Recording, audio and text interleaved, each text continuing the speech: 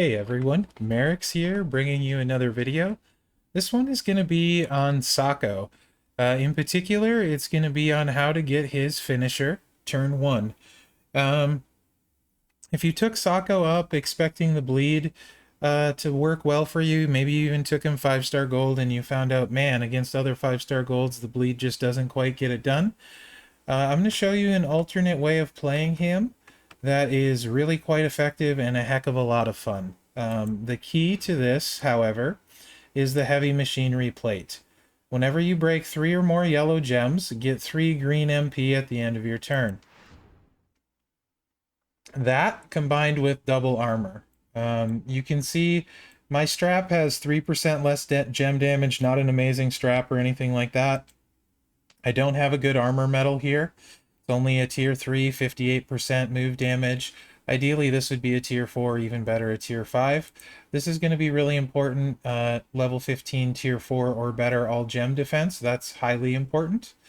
But after that, it's pretty interesting, really. The moveset we're going to run, we're going to use the 1 MP move because it's choose a 1x3 area to make into yellow gems. That means that 1 MP move will fire off that skill plate every time. And then we're using double finisher. The Mandible Claw, that deals 80k damage and choose 4 columns. And the Running Knee Lift, 121k damage, and then the bonus gems for all the botch gems. The choosing 4 columns is to make into botch gems, by the way. No surprise to you, some of you at this point, that I'm running Double Armor Honky Tonk Man on a card with 20% less gem damage from red and black gems. You could do move damage here as well if you have those. I'm using less rare trainers for this, though. You can see none of these trainers are particularly hard to get. They're all quite common for the most part. Maybe not Asuka as common, but you know, you could substitute that for whatever if for some reason you don't have her. So the idea is going to be to get yellow matches, and there's a lot of different ways we can go about this. You could also put steel on instead of Honky Tonk Man, easier to charge up. You can get it with 1 yellow match, but this is how you would do it for feud, and you would need to get the 1 MP move to go off twice. There's a lot of different ways we can do that, depending on the board. So the first thing potentially you can do is make a row break and pick up a purple. So you see we could do that right here. Do this row break, get a purple. That's going to charge the 1 MP move and we can hit it again. So that's one option. Another option is make a 5 match and then do a swipe and it will reload it. And we do have a green match here, which is even better on a swipe. So I'm going to go ahead and take that 5 match. If the wild card drops here, so much the better. We get the green match right out of the gate. So this is probably the safest play. Except it did that, sadly. That's okay, though. So we might have to settle for a turn 2 win. You can see, though, with a green swipe, that would have filled this back up. So you get the point, right? The idea. So we're going to go ahead and we'll play for turn 2 now at this point, since the board didn't cooperate.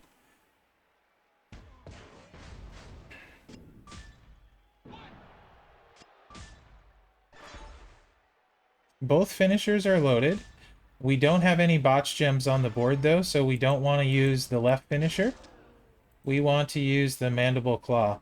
So we're going to choose 4 rows to make into botch gems, or 4 columns, rather. And he doesn't have a lot for matches. He has the purple, so we'll take that away from him, and not a lot else coming in. And since he's probably going to match that, most likely the matches are going to come on this side. So we're going to put all of our botch gems on the right side, and he probably can't kick out. You can see even with the bad move damage medal, I still hit for 114k. But with those botch gems, he's going to have a heck of a hard time kicking out. And he can't. And by the way, this is a 5-star Bronze Mankind against a 5-star Gold Ivar. So I picked a 5-star Gold to go up against. I'm going to run that. You can get a lot of turn wins this way, even at 5-star Bronze. I'll run it a few times, show you guys a few different ways you can go about setting it up. And hopefully show you guys a few turn 1 wins loading that finisher. And you can absolutely do this in feud as well. It would be even better in feud, of course, because you get the finisher line perk bonus for finisher damage. Obviously, this would be much better if you had a better move damage medal than I have. So again, we can try and set up 5-match or 4-match. In this case, we don't have... I mean, we have a 5-match here. That looks fairly safe. So we could potentially do that. We could also take a row break right here and pick up the purple. And if we don't drop a blue in this spot, then we can just put another 3-match and fill the finisher. I think safer is probably going to be this route. So we're going to do the 5-match route again, see if it works better for us this time. It appears to be working better so far. There we go. So there's your turn 1 load. And now we can hit the finisher on turn 1. And get the botch gems out on turn 1. And it's very likely he won't be able to kick out. And if he does, then we got the big finisher coming right behind it. So let's see if he can kick out. 2 with the cascade. And 3. Not even close to kicking out. So you can see, really, really effective. Again, this is a 5-star bronze Socko versus a 5-star gold Ivar, who's fully strapped. So it's not like he doesn't have 50% gem damage increase on him. I will show you guys again. This build set is actually quite good. So if you were disappointed in your Socko, we do have that pick a skill plate. Heavy machinery is in there. If your faction max is at the end of the month, you may want to pick yourself a heavy machinery and try this setup yourself on Socko. So this one, let's take a look and see what we want to do. Of course, we do have 5-match option here. That, though, will drop the wild card here, and we'll hit a purple cascade for sure. So let's not do that. We can make it a 4-match and pick an extra green as well as a purple. I kind of like that. Let's try a 4-match this time, since we haven't done that. And we're going to get our charge right there, which leaves us 1 short. No big deal. We'll just drop a 3 yellow right here and fill it up, and as long as we don't cascade,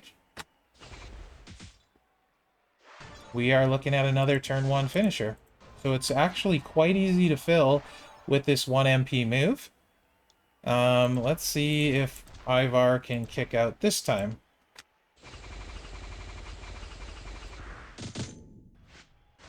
And again, this has been good, showing a bunch of different options in these different builds to set it up. And I am not... Ooh, apologies for the board shuffle. Scopely, please fix that. That's horrible on your ears. I am not cutting this. I'm not cherry picking. I'm just doing all these matches in a row, back to back to back, so you guys can see it real time how it actually works. And that's why I like doing these live, one cut, so you can see that I'm not cherry picking, and just see that the moveset just works really well. And that's why I'll leave the cascades and stuff in too, because as you guys know, it rarely goes the way you want it to all the time. So it's good to show what happens when things go sideways too. So here we actually have a swipe 5-match, which is kind of interesting. Yeah, kind of interesting. I think I'm going to go ahead and take the swipe. Just for fun. The black match was there, but I kind of want to get into turn 2 anyway. So, ideally, I'm going to try and make it so he can kick out this time, so I can hit the other move for you guys.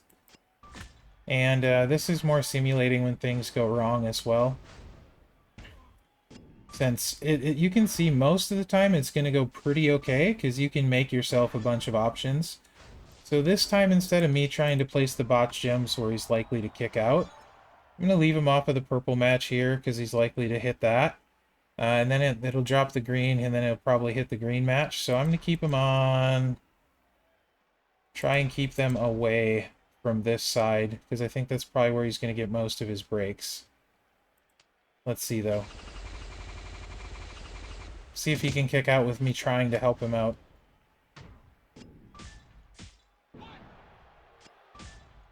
He might get it this time. There.